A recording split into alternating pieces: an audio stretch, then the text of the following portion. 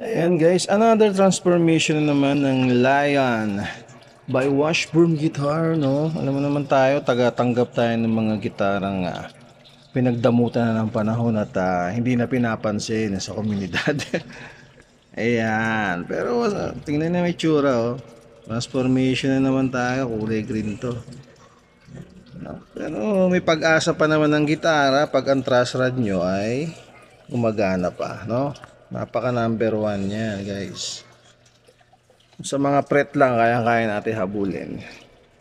Ayan, transformation, medyo luma.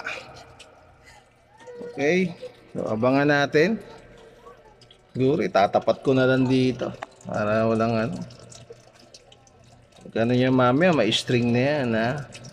Okay, transformation, gagawin natin uling bago to. Balik natin sa ayos. 1, 2, 3. Eto na. Ayan. Ayan na. Ayan na siya, boss. Okay, ito na siya ngayon.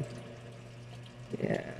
Full setup na natin ha. Hindi to restoration mga boss. Full setup lang ha. Kaya yung appearance niya at yung mga dent or ano, gas-gas andun pa rin. Importante dyan yung fretboard. Yung fret, no? Maayos na sila ngayon.